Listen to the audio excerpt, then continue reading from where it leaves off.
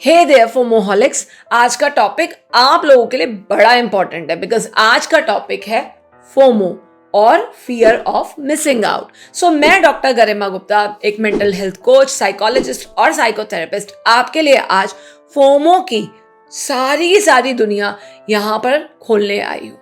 इस जादुई नगरी में जहां हमको फियर ऑफ मिसिंग आउट होता है या हमको लगता है कि हम सुने नहीं जा रहे, दिखते नहीं है किसी को, या we feel alone, left out, आज we'll share some tips, some strategies to beat this thing called FOMO. So बने रहिए मेरे साथ यहाँ पे आज इसी वीडियो में। Now picture this, आप किसी पार्टी में गए और वहाँ पे लोग सारे बिजी हैं and you just are sitting alone अपने साथ, और आपके साथ भी जो गया है वो आपसे बात नहीं कर रहा। Hello, I am here. No response. They are so busy with themselves कि वो आपको fear of missing out या loneliness को एक फीलिंग आपके अंदर आ रही है कि नहीं, मुझे तो शायद इस पार्टी में आना ही नहीं चाहिए था।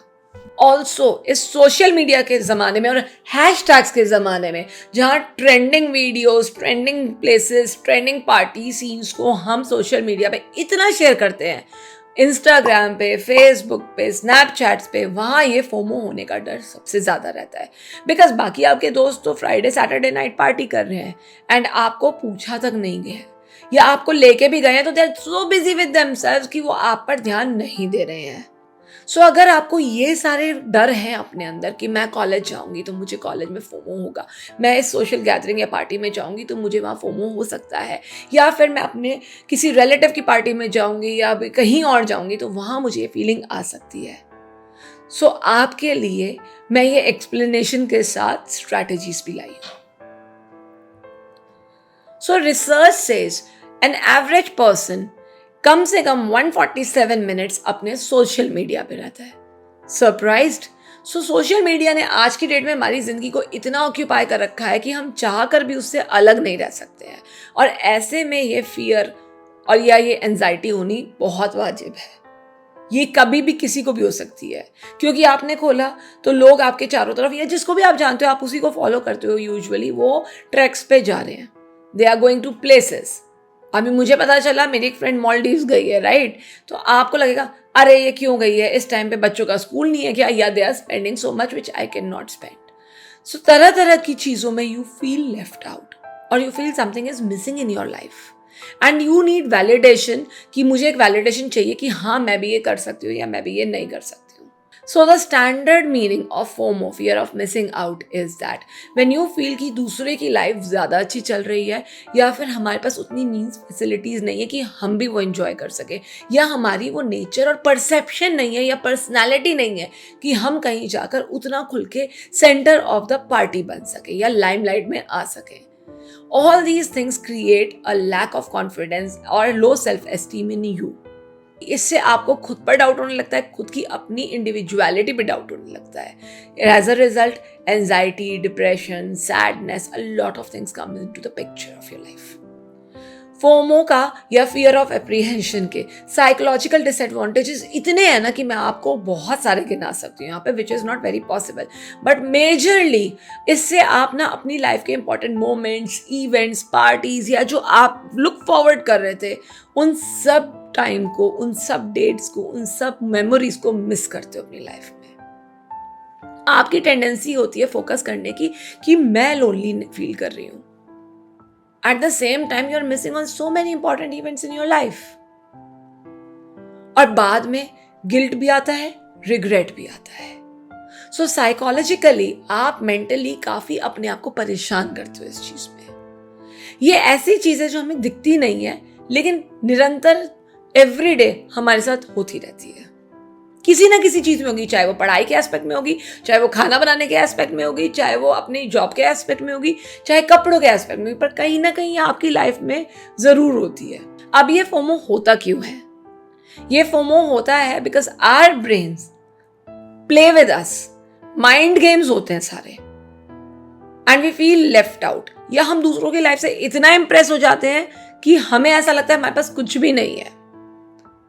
Recently one of my relative, उनकी डॉटर बाहर गई हुई है पढ़ने, एंड व्हाट हैपेंड, उसकी बहुत अच्छी फ्रेंड किसी और के साथ पार्टी चली गई। She felt so lonely that she was like कि मुझे वापस घर बुला लो, मुझे पढ़ना ही नहीं है.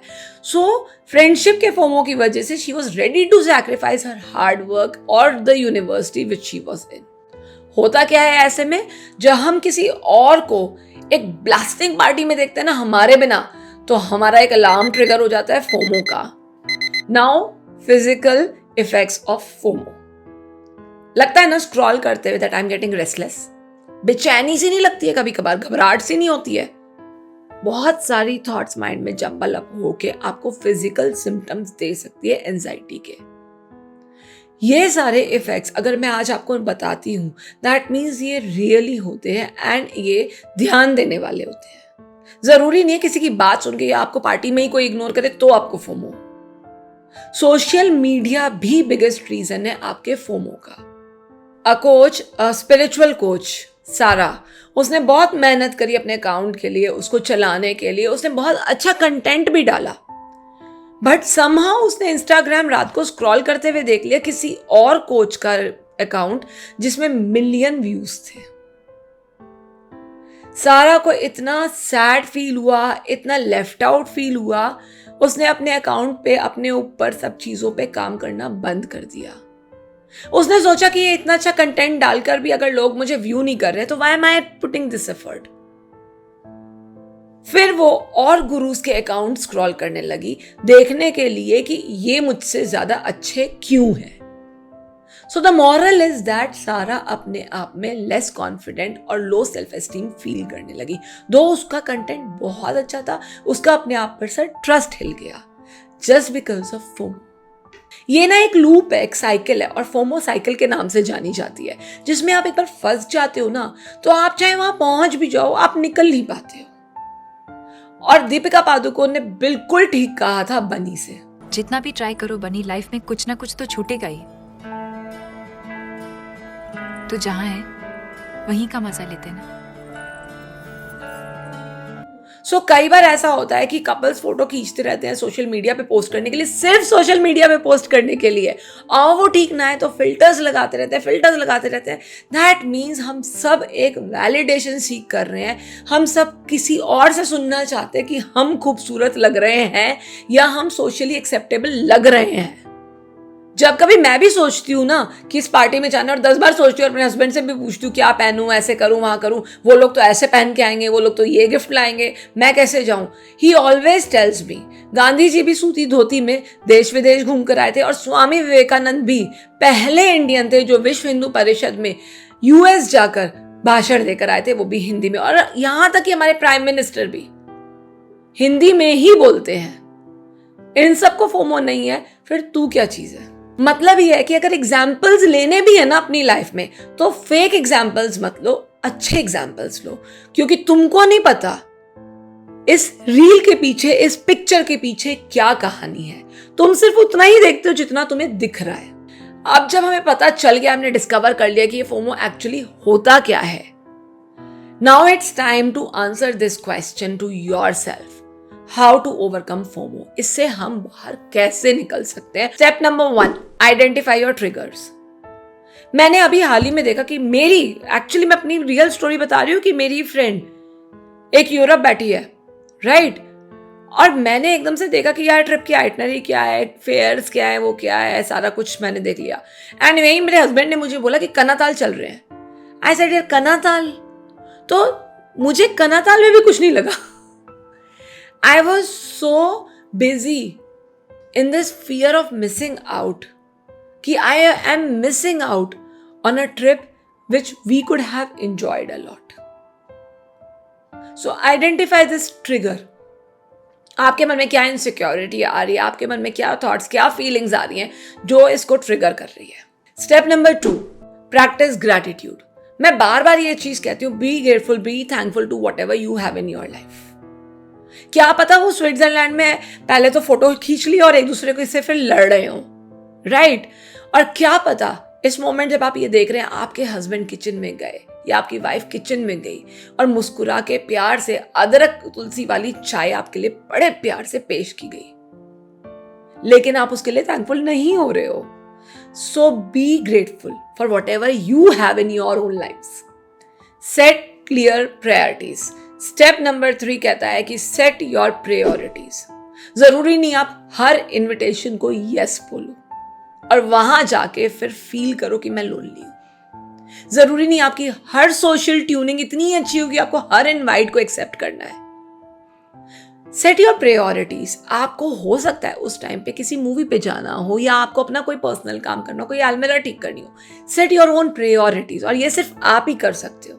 Step number 4, establish digital boundaries. ये कहना जितना आसान है करना उतना ही मुश्किल है, क्योंकि बॉस मानो ना मानो रात में आधा घंटे में बस इंस्टाग्राम साइड रख देंगे या ये साइड रख देंगे, होता नहीं है। अभी भी आप देख रहे हो मुझे, I understand, but that is within the limited boundaries when you want to learn something. So आपकी लाइफ में लर्निंग होनी चाहिए रादर देन स्क्रॉलिंग। जब वो लर्निंग पे फोकस करेगी तो आपको समझ में आएगा कि ये टाइम मेरे लिए ठीक है इसको देखना और ये टॉपिक मेरे लिए ठीक है। Unnecessarily I am not wasting my time. So set clear cut digital boundaries. 5वां तरीका है to practise mindfulness. Be mindful and grateful for wherever you are right now. A lot of times I tell you कि आप mindful होइए कि आप कहें, हो सकता है आप आज जहाँ हो वहाँ का वेदर ज़्यादा खूबसूरत हो, मौसम हो अच्छा, रेनबो हो आसमान में, पर आप उसको मिस कर रहे हो क्योंकि आप कंटिन्यूसली स्क्रॉल करो कि बाकी सब लोग क्या कर रहे हैं अपनी लाइफ में। बी माइंडफुल कि आपकी प्रायोरिटीज क्या है या आपको कहाँ हो आज और आपके पास क्या क्या रिसोर्सेज अवेलेबल है। जुड़वा भाई सुने हैं तो मैं आज इंट्रोड्यूस कर रही हूं आपको फोमो का भाई Jomo, Joy of missing out. अगर आप रियली फील करते हैं ये कि if I am lonely I can be enough, मैं अपनी सबसे अच्छी दोस्त हूं, मैं अपने आप के साथ टाइम बिता सकती हूं आज, I don't need all this stuff, you feel JOMO instead of FOMO. So choose what you want to feel today. Step number 7 और बहुत इंपॉर्टेंट है, लर्न टू से नो। ना बोलना सीखिए, क्योंकि ये आप ही के हेल्प करेगा ना बोलना। सारे लोग पार्टी में जा रहे हैं और आपका असाइनमेंट पेंडिंग है तो वो कौन पूरा करेगा, आप या पार्टी? आप। Learn to say no. Realise करिए कि आपके लिए क्या प्रायोरिटी है। आप हर जगह जाने के लिए इतने उतावले, इतने उत्सुक नहीं हो सकते, क्योंकि क्या पता आपकी उस जगह जाकर वैल्यू है या नहीं है, वो तो आप ही को पता है और अंदर ही अंदर ना सबको पता होता है। So avoid that and learn to say no. Now step number 8, be kind to yourself and embrace your own journey and uniqueness. क्या पता किसी को पार्टी करने में मजा आता है, क्या पता किसी को उस वक्त पर किताब पढ़ने में मजा आता है, क्या पता उसके लिए लर्निंग इंपॉर्टेंट है, क्या पता उसके लिए पार्टिंग इंपॉर्टेंट है। ये तो आप डिसाइड करोगे ना, आपकी काइंड ऑफ लाइफ, आपकी ओन यूनिकनेस किस चीज में है या आपकी पर्सनल ग्रोथ किस चीज में है। और जब ये सब करते हो ना, फोमो एंड ऑल साइकिल में पढ़ते हो ना, इस लोचे में पढ़ते हो ना, आप अपने आप से हार्श हो जाते हो, आप अपने आप से रूड हो जाते हो, आप अपनी पर्सनैलिटी पे क्वेश्चन मार्क बनाकर अपने ऊपर डाउट करना शुरू कर देते हो। ये चीज आपको कहीं नहीं ले जा रही लाइफ में, आप बढ़ नहीं रहे हो, पीछे जा रहे हो। तो पीछे नहीं जाना बॉस, आगे जाना है। Rediscover your self rather than being a शिकार ऑफ फोमो। सो इन सबको करने के बाद भी अगर आपको आराम नहीं मिलता है, अगर आपको अभी भी लगता है कि I am in zone of fear of missing out या ये मेरे साथ सिचुएशन हो सकती है, start loving your self. Start identifying आपकी पर्सनैलिटी आपके बारे में आज क्या कहती है, और वो जजमेंट, वो वैलिडेशन आपको दूसरों से नहीं मिल सकता है। आपको ये वीडियो अच्छी लगी है तो please do like, subscribe and share and put it in the comment box जो भी टॉपिक आपको आगे सुनना है मुझसे। तब तक के लिए अलविदा, सायोनारा, फिर मिलेंगे और जल्दी मिलेंगे। मी साइनिंग ऑफ, डॉक्टर गरिमा गुप्ता है।